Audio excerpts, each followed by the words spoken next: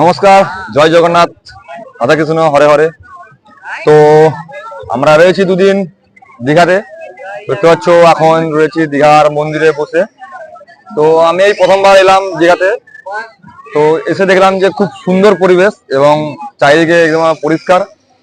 এবং তোমরা যারা দীঘায় এসে মন্দিরে এসছো তোমরাও জানো যে মন্দিরটা খুব সুন্দরভাবে সাজিয়েছে এবং মন্দিরটা সুন্দরভাবে তৈরিও করেছে।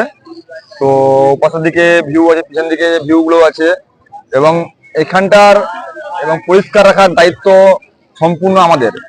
আমরা যখন এখানে আসি বা আমরা যখন এখানেই ধরো আমাদেরই মন্দির, তো আমাদের দায়িত্ব থাকে যে মন্দিরটাকে সুন্দরভাবে পরিচ্ছন্ন রাখার।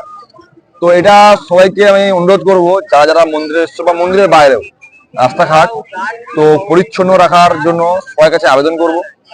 এবং আরো চাইবো যে এই দীঘা যে পর্যটন কেন্দ্রটা আরো যেন জনবহুল হয়ে উঠে বা আরো পর্যটক অন্য অন্য রাজ্য থেকে অন্য অন্য জেলা থেকে যারা এখানে আসছে যেন আরো বিপুল পরিমাণে আসে।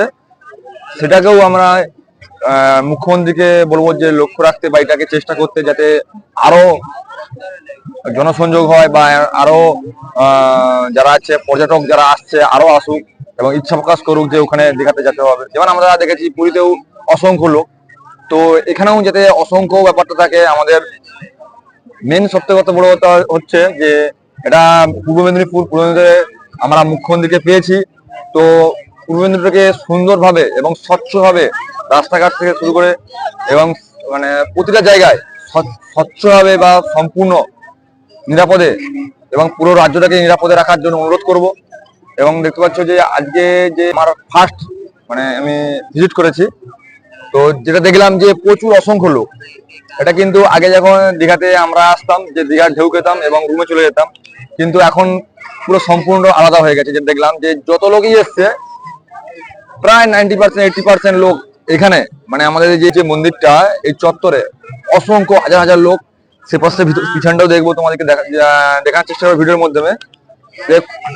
অসংখ্য লোক এখানে ভিজিট করেছে এবং সবাই এখানে খুব সুন্দরভাবে, সুন্দর সহযোগিতায়, সুন্দর পরিবেশে খুব সুন্দরভাবে লেগেছে আমার যেটা।